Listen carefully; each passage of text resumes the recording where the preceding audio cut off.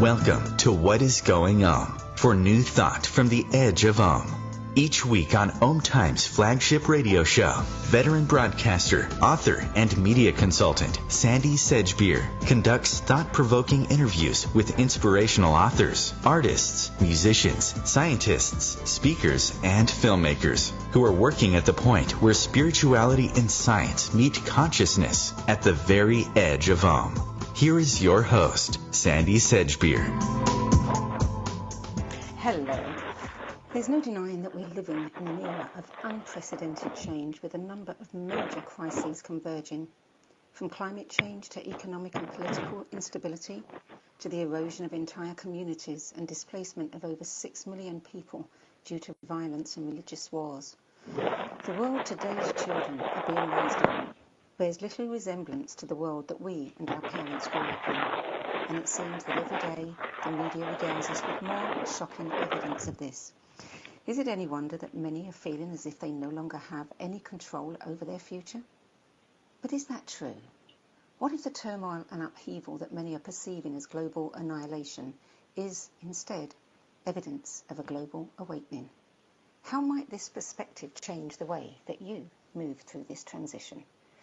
Chris Attwood is an expert in the field of human consciousness and a leading trainer and author in the transformational industry, a founding member of the Transformational Leadership Council. He's created many enlightened alliances and played a key role in arranging 70% of the interviews for the movie The Secret. Having been CEO or senior executive of 15 companies, including one of the leading consulting and training companies in the world, he's deeply grounded in the world of business, where his training programs focus on transforming the way large companies, corporations and banks interact with their customers by bringing enlightenment and conscious principles to their executives and sales forces. Chris Attwood joins me today to share how we can adapt to the changes this transition is bringing, and why finding our passion is the key to creating a life and a world worth looking forward to. Chris Attwood, welcome.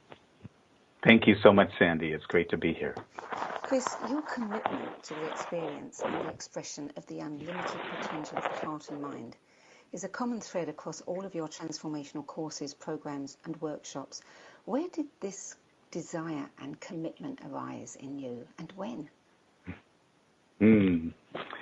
So thank you for asking that question, Sandy. It takes me back to when I entered college, which is going to date me, I'm afraid, because when I started college, the Vietnam War was in full swing, and there were campuses all across the country where students were protesting and so forth. And in the first year of my college career, there were 3 riots in Isla Vista at UC Santa Barbara, the student community next to the university. And in the first one, the Bank of America was burned to the ground, this bank in the middle of town. And I remember standing on the street corner with about 3,000 other young people around me, watching as policemen who looked more like soldiers in helmets and plastic shields and full riot gear came marching across the field and arrayed themselves in front of the crowd. And looking at their faces, I saw fear, I saw anger, I saw sort of perplexity sometimes, not knowing kind of what they were doing there. And from the kids, most of what I heard was shouts and anger and a lot of words that we wouldn't want to repeat on this show. And from time to time, the police, 3 times actually, the police came and they charged the crowd, and they took their batons and they were beating the students up, and then they would fall back, and then the crowd would get angrier, and they throw bottles and rocks and things at the police, and then the police would charge again. That happened again and again until finally, with a collective roar, the entire crowd seemed to rush at the police, and the poor policemen turned around and went running off to the bus that they had come in on. And I remember standing there. I was 17 years old at the time, and I wasn't particularly politically astute, just to be honest, but I was just taking it all in, and I remember thinking, I really don't want to live in a world like this, a world where people are angry and hating each other and being violent against each other. And so I got really involved with the community development effort in Isla Vista, in this community, student community. And I became the planning director for the Isla Vista Community Council, which was kind of a group that spontaneously arose out of the riots to give a voice to the students in Isla Vista.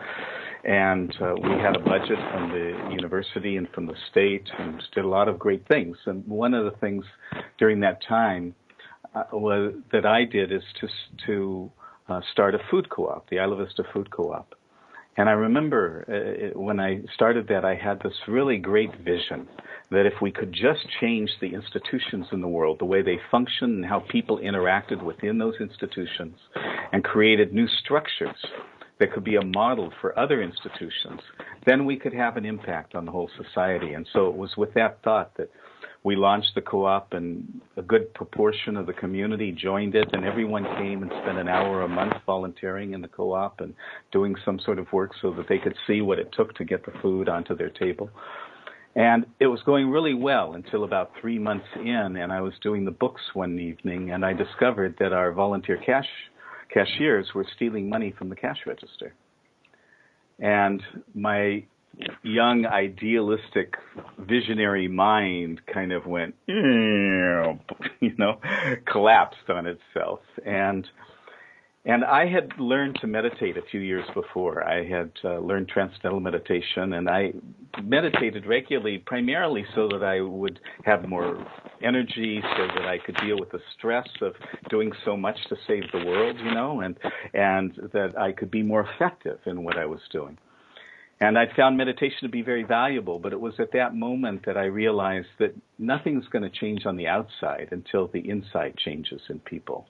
And so that really started a completely new direction in my life, and I became a teacher of transcendental meditation, and later I spent 10 years in long meditation, 8 to 10 hours a day, studying the Vedic literature of India, and in one way or another, this has been what my life has been about since then, is to how do we open up to the perfection that lies within and bring that out into the world that does seem so imperfect on the outside. Well, along with your business partner and ex-wife, Janet Ray Attwood, you co-authored the New York Times bestsellers The Passion Test and Your Hidden Riches. You've built a global brand with almost 2,000 passion test facilitators in more than 60 countries. Tell us a little bit about the passion test, how you developed it, and what it's really all about. Sure. Really, Janet developed the passion test, and there's a whole story in the passion test book that I won't repeat here that went with that. But the essence of it is that she was in a job that she hated, and she met a motivational, transformational speaker who said, if you just got clear on the 5 things. She didn't say this, actually. There was a study she was talking about that found that the thing that 100 of the most successful people in the United States had in common was that they were all living their passions. They were all doing things that they were passionate about. And so she had the thought, if I could just get clear on what my top 5 passions, what I care most about, then that would be the start of my successful life. And that was really the beginning of the passion test. And then Janet and I, after we had been married for 5 years, we got a divorce. We realized being married wasn't the best relationship for us, but we still loved each other. We still remained friends. And so several years later, we became business partners. And Janet asked me to take the ebook she'd written about the passion test and help her rewrite it. And that became the core of the passion test book that people still, I'm happy to say, still seem to get great value from even today.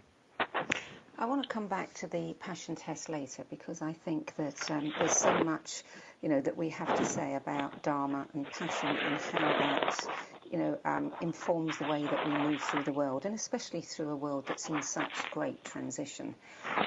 Before I do that, I think we're about to go over to our break. So we'll discuss that when we get back, Chris. You're listening to What Is Going On. I'm Sandy Sedgbeer, and I'm speaking with best-selling co-author of The Passion Test and Your Hidden Riches, Chris Attwood, about the importance of staying open in the midst of change and how staying true to our passion can help us make the most of the awakening aspect of this transition. We'll be back after the break.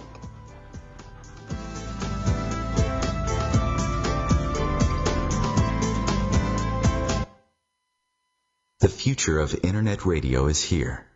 OMTimes Radio. IOM FM. Change and growth are part of natural life and also part of your spiritual life. Everyone needs support and guidance, especially during life passages. Upgrade yourself with the OMTimes Experts program. With OMTimes Experts, you have access to the best intuitive coaches, spiritual teachers, counselors, astrologists, and oracles. Our team was carefully selected so you can trust. Find out more at experts.omtimes.com. Hello, I'm Sandy Sedgbeer, host of OMTimes Radio's What Is Going On show. If you've been on a spiritual journey and know yourself to be more than just your body, mind and emotions, yet still struggle to fully love yourself and the life you're living, if you experience childhood challenges that continue to play out as limiting patterns in your daily life, if you long for success in your relationships and career but keep finding it eludes you, I invite you to join me on the free Journey Back to Love Symposium that I'm co-hosting June 18th to 24th. You'll get valuable insights, tools, practical processes and gifts from 8 internationally renowned teachers and speakers that would not only dramatically shift your perceptions about love, but also help you understand and integrate all those places where you may have secretly believed that you were broken. So if you're ready to transform your beliefs about love, success and freedom, and finally put all your perceived limitations, fears and failures in your relationships and life behind you, visit thejourneybacktolove.com and join me on this free life-transforming journey back to love. I look forward to seeing you there. My name is Meera Batra, and this is How I Live United. Many families have come to America for a better life. I advocate for these families with United Way. United Way empowers them to see opportunities available. We help them get involved with their kids, schools, and network within the community. My name is Meera Batra. I help families see opportunity and succeed. I don't just wear the shirt, I live it. Give, advocate, volunteer. Live United. Go to liveunited.org. Brought to you by United Way and the Ad Council. Welcome back. Chris Attwood, I know you're passionate about collaboration, connection, cooperation, and I know you bring spiritual principles, consciousness into everything that you do. And I also know that you're really passionate about talking about this major transition and helping people understand the benefits that lie ahead for us if we make some small changes, maybe large changes for some in our lives. So let's talk about this transition and what's happening in the world and the positive outlook for this. Yeah, thank you for that. I think many people today realize that there's a major transition going on in the world, and what I liken it to is physical systems. That in physical systems, when a substance goes from one state to another state, there's something called a phase transition. During that phase transition, then there's a lot of turbulence in the molecules that comprise that substance. Just as by way of example, we could imagine that if we lived in a community of ice molecules, for example, and we were an ice molecule, our life would have been very stable, very secure. Everything that we lived through was reliable, dependable. We could count on it because things didn't change much. But then when the heat goes up and things start melting, then it would feel like our whole world was getting turned upside down, and literally, in some actually, as our ice molecules get transformed, and it would be very uncomfortable because everything that we counted on was suddenly no longer the same. The things were changing so rapidly and seemed so out of kilter that it could be very uncomfortable in that state. But then once the new state has been achieved and now we're a water molecule, then suddenly we're able to flow. We're able to go where we were never able to go before. We're able to have experiences that we could never have in our previous state. And I believe the world's in that same kind of process, that we're in a phase transition, moving from a time where decisions and the structure of our society was primarily dictated by male principles, the principles of the intellect, because the masculine, by its nature, those of us who tend to be predominantly masculine and are given the name men can say with authority that that we tend to be more intellectual, for the most part. We tend to be more intellectual. You tend to think things through in some sort of logical, analytical way. We like things to be step by step. We like things to be organized, and so we often, analyze things and pull them apart so that we can see what they're made of and then put them back together in some way that makes sense to us. And the masculine principle of organizing society has guided society for several thousand years now. And I believe that we're moving into a time where that principle is no longer valid, that the only way, in fact, that we're going to be able to survive on the planet is to move into a new, more feminine model, a model which is based upon collaboration, a model which is based upon the qualities of nurturing and care, of compassion and openness, transparency and authenticity, that a time when we have to learn from people who we may in the past have thought were not as developed as we were. And I'm thinking now that of the so-called developed world as opposed to the indigenous peoples of the world. There's a wonderful anthropologist by the name of Dr. Wade Davis who has given a number of great TED Talks. And in one of them, he talked about his experience of living with some of the indigenous peoples in South America and elsewhere. And he said that we tend to think in the West of these people as being somehow primitive.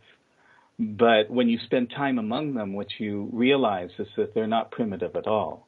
They've simply applied the immense intelligence and creativity of the human mind to a different set of problems than we have in the so-called developed world.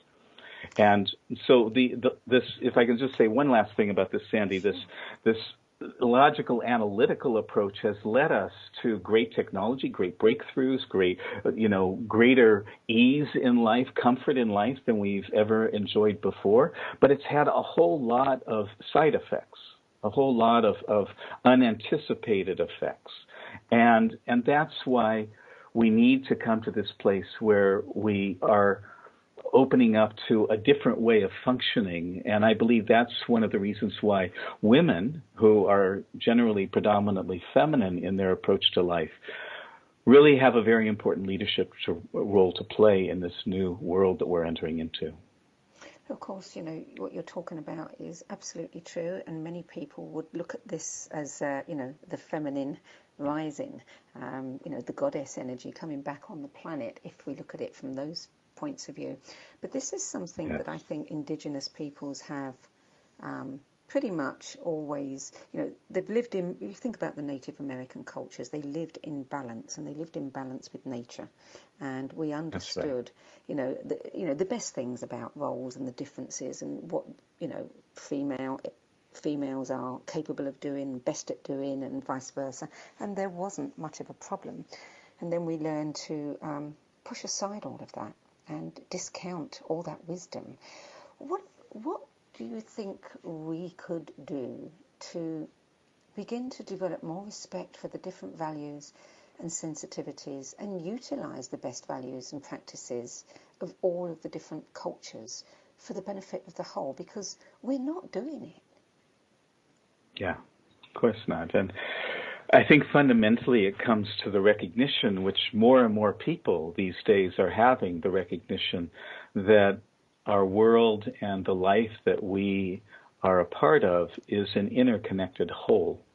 It's not independent pieces that are somehow functioning independently of each other, but each part is as if a piece of the puzzle that goes into creating the whole, and that you can't really take any piece of that out without it being less. And this brings me to this point about passion and dharma and purpose that you were raising earlier, Sandy, because I've spent the last 15 years of my life, as you know, really diving deep into the nature of passion, the nature of purpose, which ultimately comes down in the ancient writings with this word dharma, Dharma has often been translated as duty, but I think it's a very poor translation. What it means really is the ability to spontaneously act in a way which is of maximum benefit to oneself and to the entire creation all at the same time. And Dharma is not something that you can figure out. It's not something that you can come to through your intellect. It's fundamentally something that has to arise by connecting with the deepest part of your own nature, of who you are. And this is why, from my perspective, understanding your passions, and as Janet and I have defined them a little differently than many people do, your passions are the things you love, that you care most deeply about, that matter most to you. And as we said in the Passion Test book, your passions are God's will for you. It's not an accident that you love the things you love. It's not an accident that you care about the things you care about. Those are the things that will lead you in your individual life along the path to fulfill your unique and special purpose in being alive, a purpose that no one else but you can fulfill. And likewise, when you get off that path, then you start to suffer. You become miserable, as we see in so many people around the world, and including in the most developed nations. In the United States, the latest studies say that maybe, if we're lucky, 30% of the working population is engaged and passionate about the work that they do. 30%. You know, Sandy, think about it. If you had a company where only 30% of the people were doing the job that they were supposed to do, and the rest were just sitting around and doing something else that had nothing to do with the business, that business wouldn't be very successful, would it? No. And likewise, if you had a machine, if you had a machine and 30% of the parts in the machine were working, but 70% of them were not, the machine probably wouldn't function very well. And so, like that, if we understand, and this is what the ancient writings on our planet say, is that Dharma is not just individual Dharma. It's not just your own unique purpose, but Dharma is also a function of society.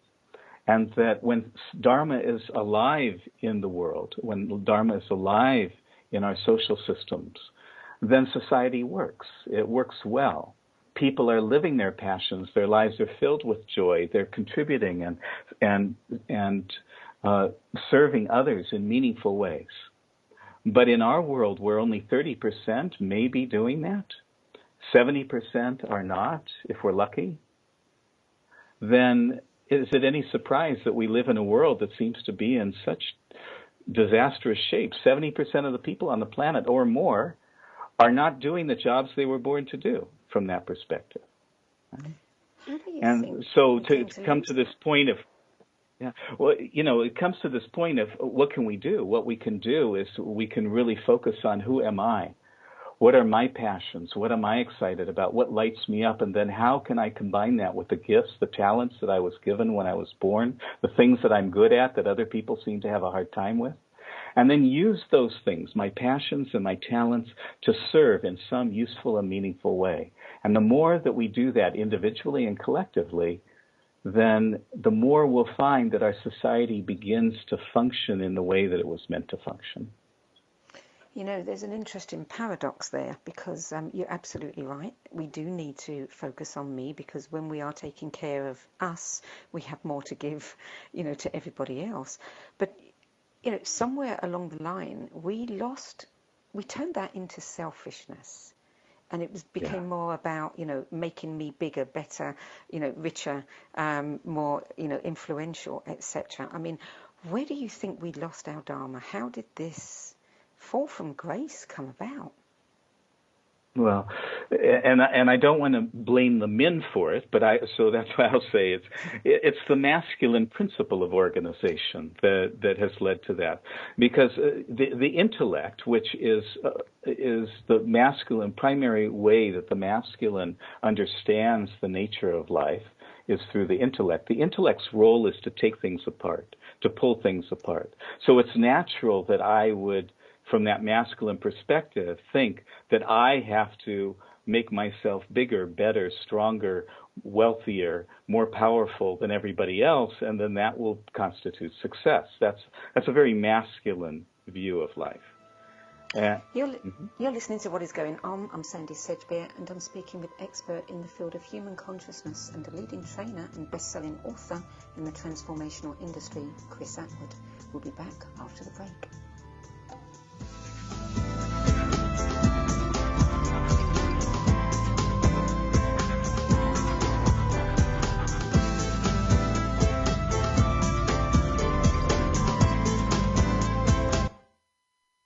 The cutting edge of conscious radio, OMTimes Radio, IOM FM.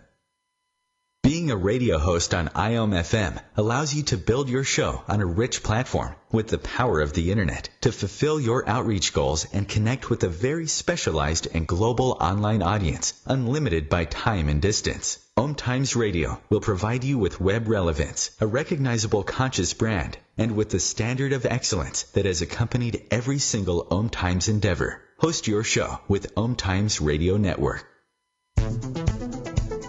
My name is Victor Furman. Some call me The Voice. I've always been fascinated with human nature, spirituality, science, and the crossroads at which they meet. Join me Wednesdays at 8 p.m. Eastern on OMTimes Radio, and we'll explore these topics and so much more on Destination Unlimited. I'm Fidel Nsombo. I was born in a city called the Bukavu in the Congo. We were a loving family, and then, boom, everything that I had disappeared in a single day. People think that when you are a refugee and they resettle you to America, and all your problems are done. They don't understand that that's the beginning of everything. I was not born a refugee. I was made one. It's time we welcome refugee families with open arms. Learn more at embracerefugees.org, brought to you by the Ad Council. Welcome back. Chris Attwood, you work with a lot of businesses, corporations. Are you seeing evidence of change in those organizations? Well, I think if you look at companies generally, there are radical changes that are going on across nations and throughout industries. One of the most basic ones is that if you looked at annual reports 20 years ago or 30 years ago, there would be no mention of social responsibility. And yet today, I don't think that there's an annual report of any publicly traded company that doesn't have a whole section dedicated to what that company is contributing to from a social responsibility standpoint. So, in some cases, those companies are giving lip service to it because they know it's necessary. But in many cases, companies are taking real strides toward transforming the way they interact with their communities, how they do business, how they consume energy and resources. There's massive changes, from my perspective, all across the globe. And, of course, the question that you raised at the very beginning of this interview, Sandy, is it all happening fast enough? I shared with you that statement my friend made, that it feels as if we're in a race between global annihilation and global awakening, and it's hard to tell who's winning, right? Yes. Yeah. But, when you and I had a conversation a couple of weeks ago, you were telling me about some of the wonderful things that are happening that people, by and large, the general public, don't get to hear about. I mean, you talked about John Perkins' work, Lynn Twist's work, Pachamama Alliance, Wade Davis, and many, many others. Tell us a little bit of the positives, because I think unless someone is deeply immersed in some of those, organizations or interests, they don't know what's going on. That's working. Well, there are some really remarkable things going on. I think one of the most remarkable that we haven't talked about, Sandy, is the work of the economist Jeremy Rifkin, who has been working both in Europe and China for the last couple of decades. And he's just he hasn't, but Vice Media has just released a movie that was screened at the Tribeca Film Festival last month called The Third Industrial Revolution.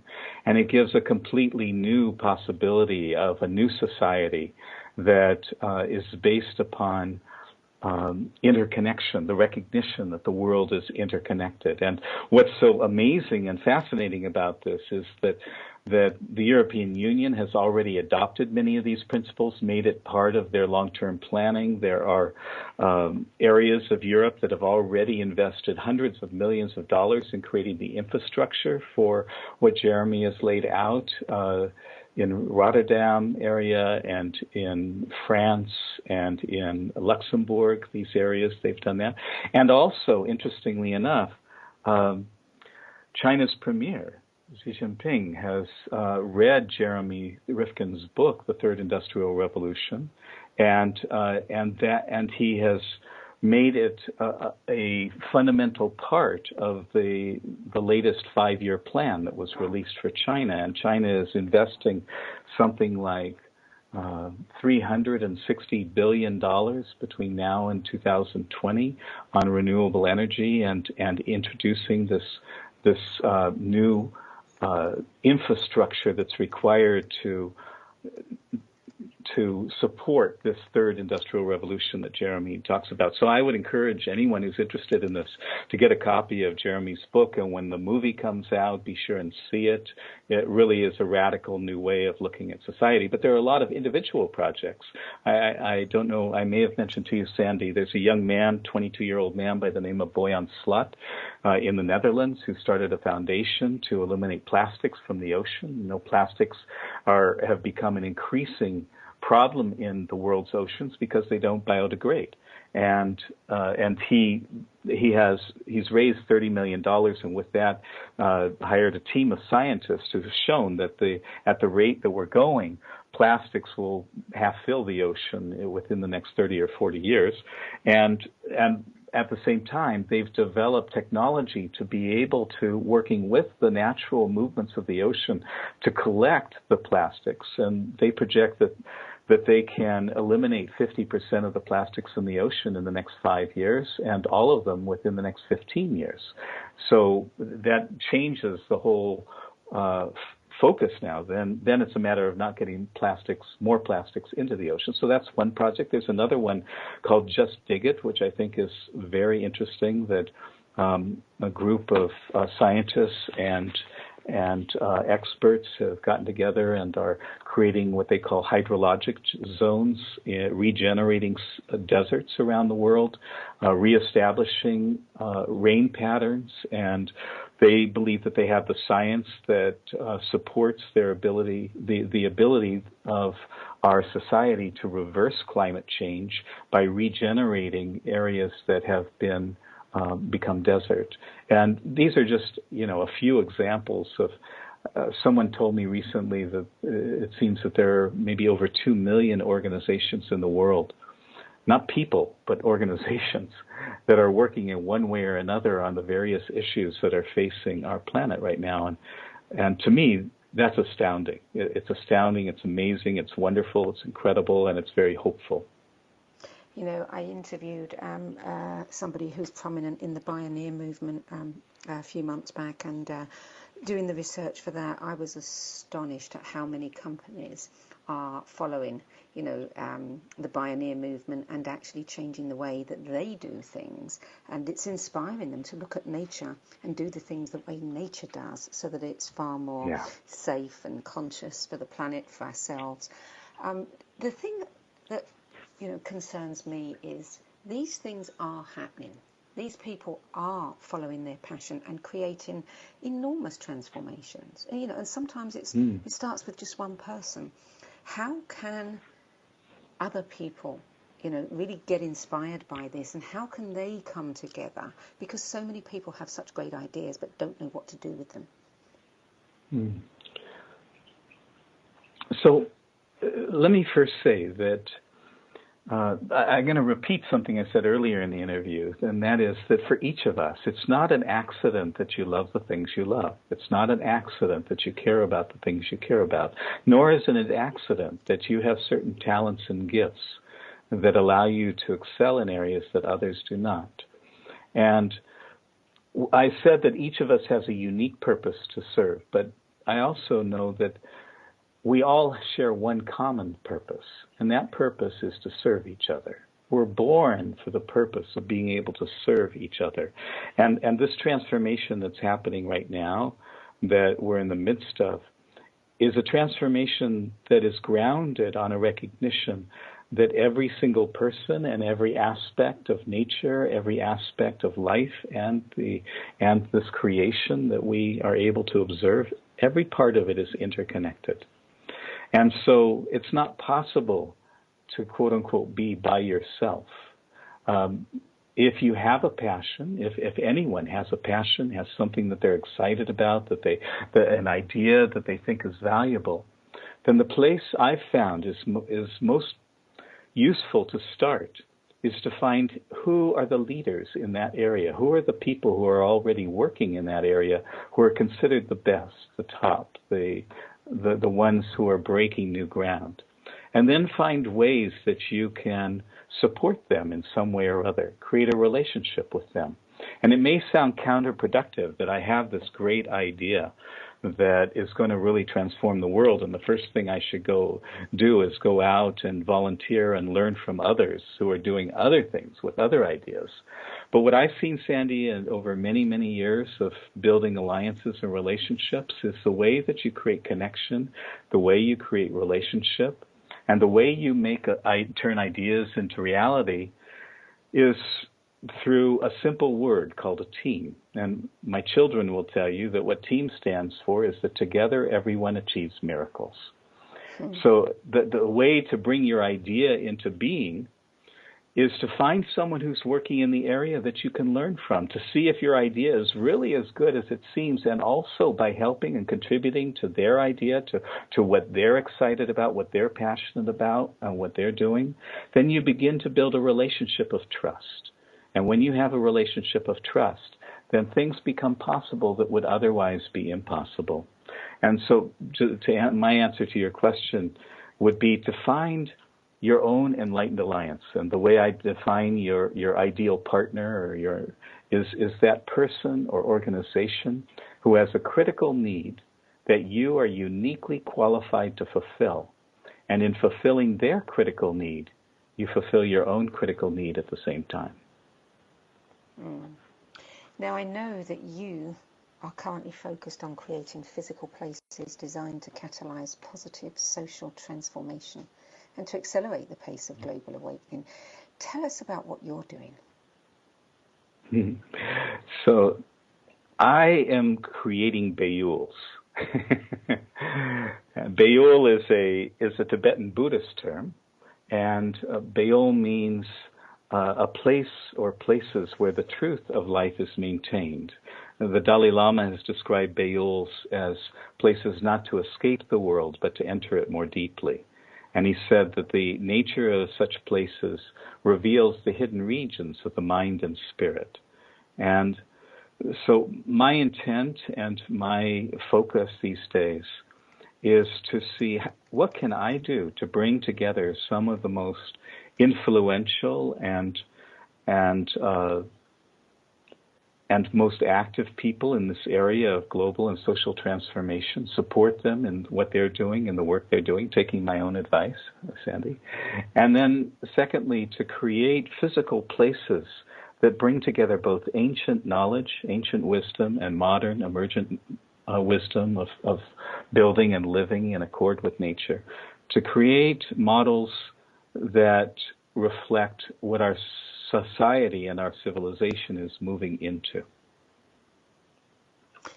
Now, I know that you're going to create virtual salons with conscious leaders. Are these things that anybody could attend and receive inspiration from? So thank you for asking that, and I'd love to be able to say yes. The answer in this case is no. These salons are really oriented around particular topics and subjects, and they're built on the 18th century idea of salons, which brought together the thinkers and the philosophers, scientists of that time. So they'll be by invitation only.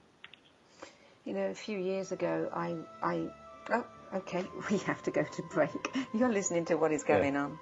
I'm Sandy Sedgbeer, and I'm speaking with the expert in the field of human consciousness and a leading trainer and best-selling author in the transformational industry, Chris Attwood, about how finding our passion and dharma are key to transforming the future for us, our children, and for humanity. We'll be back after the break.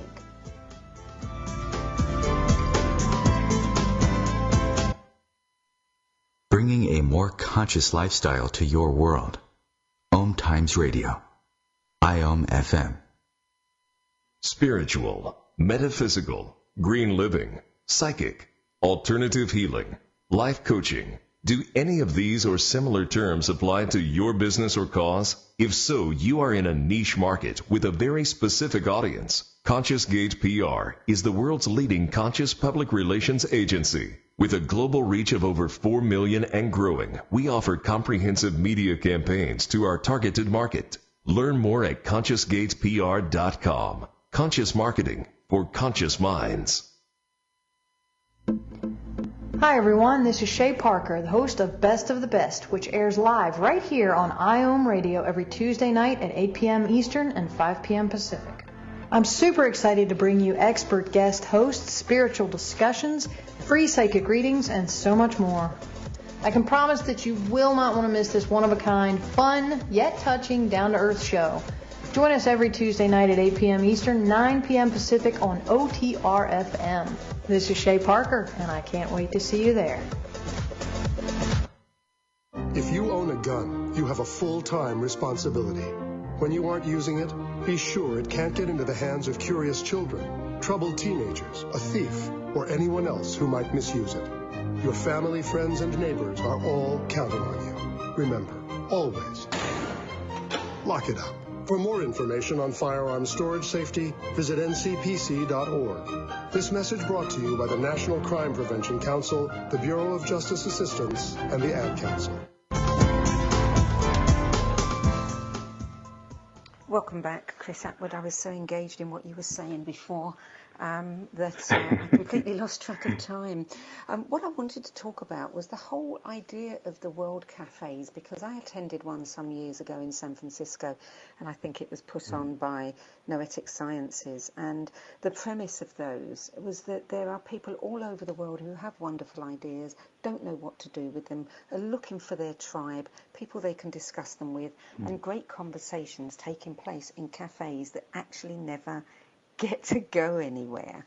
And so somebody created this idea, which I thought was fabulous, to create these cafe, opportunities for people to share what they know, but to have people also collating, what they know, what their ideas are, and organizing something around it. Do you know anybody who's doing this? Well, there are a variety of people who are doing things similar to that. One of the most interesting, I think, is the Summit community.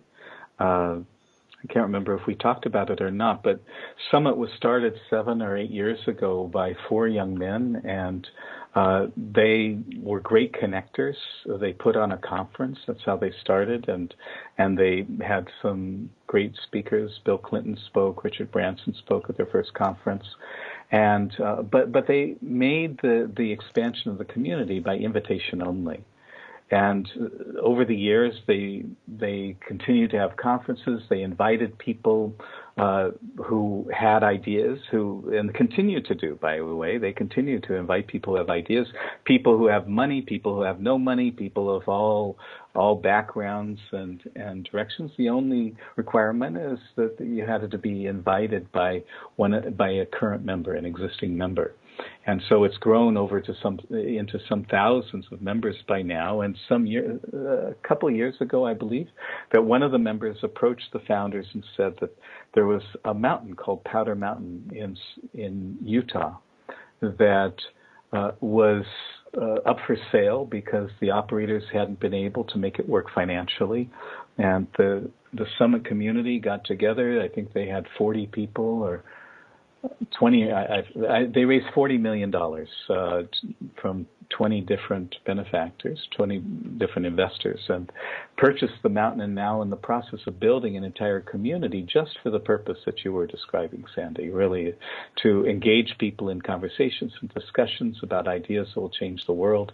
I believe their website is summit.co. If you go and look at that and read about some of the things that they're doing. They have excursions, people going out on adventures together. They have conferences still. They bring together thinkers and leaders, and they have a whole variety of venues for people to be able to share ideas and to bring them to being. In fact, when you look at their website, you see that they talk about a number of business ideas that were birthed at summit conferences and since have grown, been successful, and been sold for millions and millions of dollars. So it's a very rich community that's composed of people that have no money all the way up to people who are billionaires and have lots and lots of money. So it's a very interesting example of what you're talking about. Yeah. Mm-hmm. Now, I've been looking at some of your work and the courses that you offer in the corporate arena.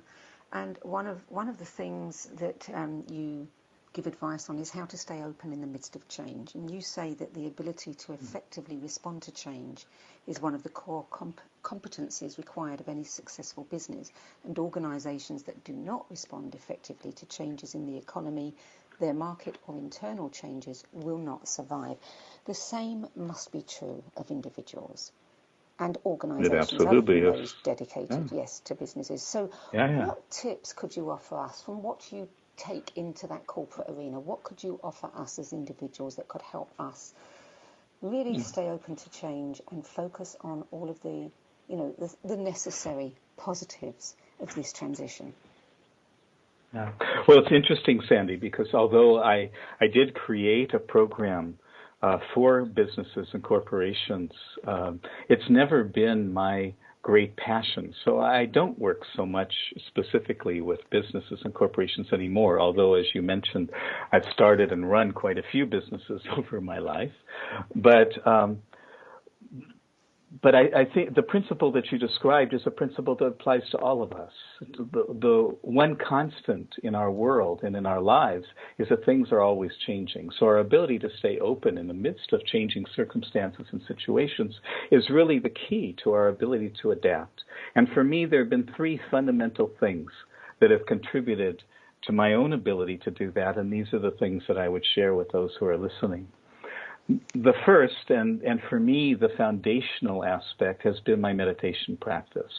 And I will admit I have a personal bias toward transcendental meditation because there's been such an immense amount of scientific research that supports the effectiveness of the practice, and also because I've seen that regardless of one's religious persuasion, one's beliefs or occupation or approach towards spirituality, that the ability to transcend and to experience that infinite field of pure awareness that exists within each of us, and do that on a regular, systematic basis a couple times a day, then come out and live your life, that's really the foundation of success in any area. And it makes everything that one does, including one's religious or spiritual practices, be more effective. So that's, for me, number one. Number two is really the ability to investigate one's own thoughts. And this, I think, is the key to being able to stay open in the midst of change, Sandy, is that we have a tendency as human beings to believe our thinking, and yet most of the time our thoughts really aren't true when we investigate them deeply. And I found the work of Byron Katie to be an incredibly useful, valuable tool. It's very simple, 4 questions and what Katie calls a turnaround, but that allow one to really look at thoughts or beliefs that one has and say, is that really true? Can I really absolutely know that that's true? And how do I react? How do I feel when I have that thought? Who would I be if I wasn't thinking that thought? And then turning the thought around. So, for example, if I have the thought, well, my wife should be more considerate, then I could turn it around and say I should be more considerate, and then find evidence that that's true. I found this to be an incredibly useful, valuable process. And then the third and last thing we've already talked about tonight or today is identifying your passions. And for me, I personally, and again, I'm totally biased when it comes to this, but I believe the passion test is the simplest and because it's simple, most effective way to get clear right now, not forever, but for right now, about what it is that really matters most to you. When you can be honest with yourself and let go of the shoulds in your life, and then make that list of the things you love and care about in your life, and then use the passion test process to boil it down to the 5 things that matter most, and then turn that into a vision for your life, as we suggest in the passion test. I think that it then puts you on a trajectory that will ultimately lead you to your purpose. And the other piece of that, that we teach in the passion test, is that once you know your passions, then the key is that whenever you're faced with a choice, a decision, or an opportunity, choose in favor of your passions. So that means consistently make choices based upon your passions, not what someone else thinks you should do or what society thinks you should do, but rather what you're being led or drawn to do. And when people do that consistently, then what they report to me over and over again is that, after a while, my life feels more purposeful. It feels more meaningful. And that's because, from my perspective, the reason is that your passions are those things that are built into you to lead you on to fulfill that purpose, that destiny. So you don't even have to consciously know what your purpose in life is. When you follow your passions, when you make decisions consistently that bring you closer, connect you more deeply with the things you love and care most deeply about, then you will discover that your purpose emerges without you having to figure it out. I totally agree with you, Chris, and I think all of us, secretly yearn to live a purposeful life, and purposeful outweighs, all the other things that we might do in life for money, for whatever. I mean, people will do the meanest tasks if it's purposeful for them. One of the things that you have recently done is to produce a new book called Your Hidden Riches, and a website. And I think that looking at the website, there's a wealth of material there too that can help people understand what they've really got inside of them that they may not be aware of. Could you just speak to that, briefly before we close? Sure. Well, for me, it all comes back to this concept of Dharma. And as I said at the beginning of this interview, Dharma is not something that you can figure out intellectually. And that's why consistently choosing in favor of your passions, using your natural gifts and talents in the service of others, is what will lead you on to fulfill that Dharma naturally. And it also, as it turns out, is the way that you will be able to contribute maximally to our entire society. And so Your Hidden Riches was really looking at the value of ritual, of having consistent, regular practices that reinforce a conscious life, a life where you're making conscious decisions.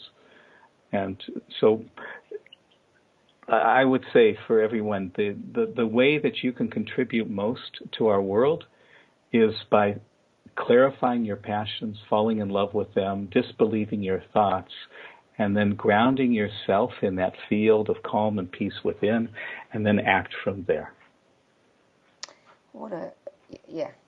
That's a great way to end the show. Chris Attwood, I have thoroughly enjoyed our conversation. Thank you for being with us today. You've been listening to What Is Going On. I'm Sandy Sedgbeer. If you want to know more about the Passion Test, Your Hidden Riches, and the Bayou Club, you can find the information at thepassiontest.com, thehiddenriches.com, and Bayou Club, and that is BEYUL club.com. I'm Sandy Sedgbeer. Thanks for listening. I look forward to having your company at the same time next week. Till then, it's goodbye from me.